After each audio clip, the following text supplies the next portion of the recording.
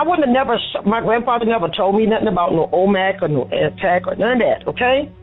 But he told me about Shatta. But what I found amazing was to do this dialogue, okay, talking about my Shatta heritage, and this man talking about the Bolivia culture that has been whitewashed, and then for me to come home and end up pulling up a OMAC-looking head in Bolivia made out of bricks. Wasn't that amazing? Indeed, indeed, indeed. Please continue. So if you have time, or if you're near a computer, type in Shatta Mountain, and you will see the same head like you placed on the side of me, something that I did not know of. But I would ask my grandfather, well, where do we come from? He said, we've been here always. Okay, so what do we own? You own everything. But we it was are taken. everywhere. That's right. So now I'm understanding even my grandfather even better. You getting what I'm saying? Because he was telling the stories that was passed to him. And I wasn't calculating it at the same level that he was giving it to me at that time. But I did comprehend it and I stored it. But later in time, my grandfather is still walking with me with the stories that he taught me, because that is what have guided me in my research to prove that we are not gone. And with the last breath in my body, I'm always fighting to prove that we are not going. We are not going. And I'm not going to say that we are no Moors. No, we are Shatta. Okay? So, from my understanding, then, Shatta must go back beyond the word OMAC. My grandfather said, my grandmothers were queens. My grandfather were kings. I had someone attack me after I did a Kellogg thing I was telling you about, and said that we Indians didn't use the word kings and queens. Well, let's do this. Maybe modern Indian that man created when they came here didn't use those terminologies. But evidently we use kings and queens, because even in Hebrew time we were using terminology kings and queens. Okay? So we got to look at who is the indigenous people. Who is these modern Indians that they keep talking about? Okay? And why the modern Indian DNA does not match the ancient DNA of and still do mounding every year. And it's only one place, and I found this out in my adult life, because I grew up doing the ceremony of the dead, and we still do it, okay? And then as I began speaking and talking to other people in other countries, and give you a chance to go across ethnic lines, I found out that the only other place they do the ceremony of the dead is in Mexico, okay? And I was told when Katrina hit, I left here before it hit, and I was in Arkansas, and took a lot of my people there, and we were there for 18 months. But when October came, it was time to prepare for the ceremony of the dead. And no matter if no one house was built back or whatever, we migrated back to do what we have done for thousands of years. So one of my members asked me, she said, you think the ceremony of the dead is going to be canceled? I said, it's never been canceled in thousands of years. It won't be canceled. I said, by the time we drive down there, you're going to find lights burning in the woods, as usual, at the burials. And it was. And even though they had trees all over, the elders in the 80s and 90s had got out there and found a way to do a safe ceremony. And when I got back and I saw it, a white gentleman from the Beaumont family of Beaumont, Texas, lived not too far from us. He grew up in this area, so he knows that we're Indians, because a lot of Indians work for the Beaumont family, okay?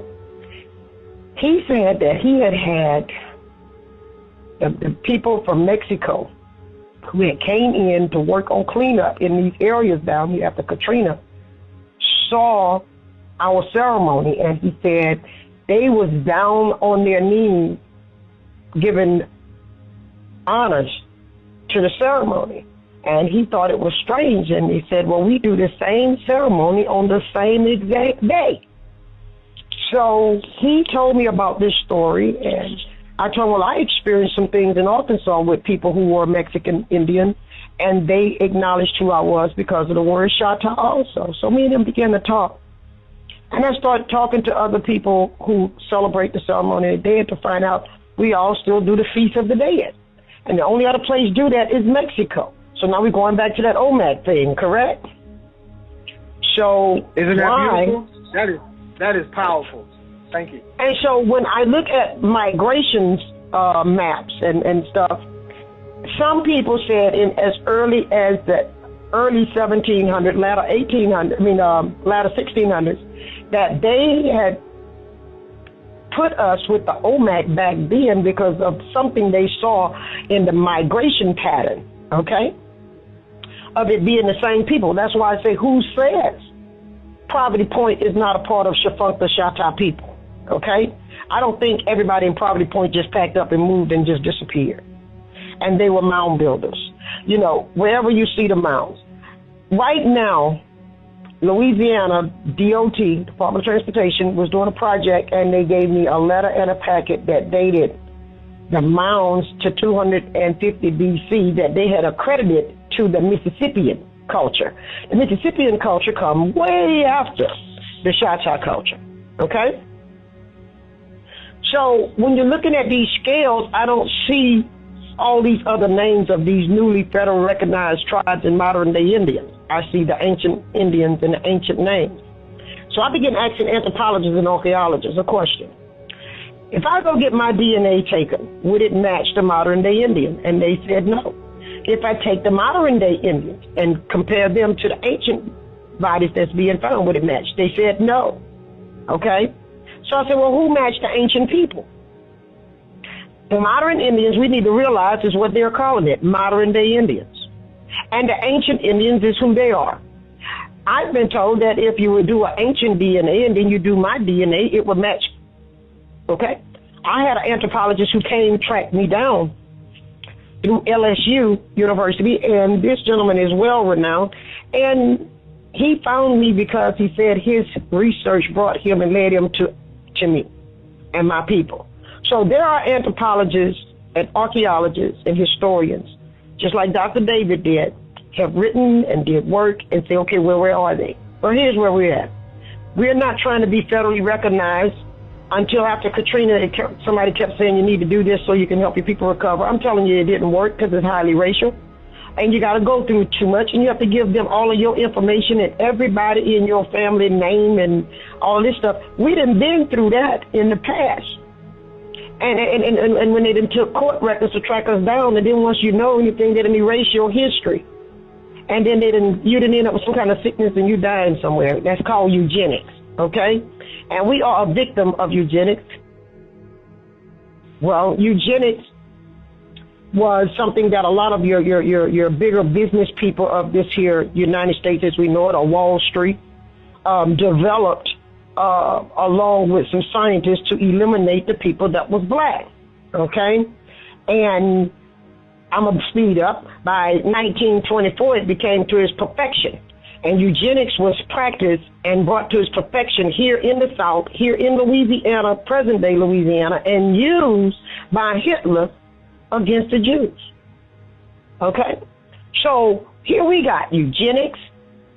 We got Racial Integrity Acts of 1924 that allowed by law to finish erasing us and putting us in a one-box system, and, of black, and then the next box is white. You only had two races, black or white. Even the Indians that so-called the modern Indians that's federally recognized today, at one point in time, if you look at their records and you go back, they fell into a white box. And the darker Indians had been put and placed in the black box. So you only had two boxes. You didn't have a box that said Greek or German or Irish or Shatta. You had two boxes, black and white. And the red box was always being subdivided into those groups, okay? So we have to really go back and look at what the Racial Integrity Act did in the 1900s that capitalized off of what was done in the 1800s, and then we got to walk over back to the 1700s, and then in the 1700s you're going to start to find that you got people who came here under the Sangre Act. And they were people of color. So they've always played the people of color against each other, and a small minute of the people of color will excel, but the mass majority will hold each other down, and the whiter Europeans end up taking over control from one country to the next. Now, some people may say that is a racial statement based on whoever they are out there in listening land, but it is racial.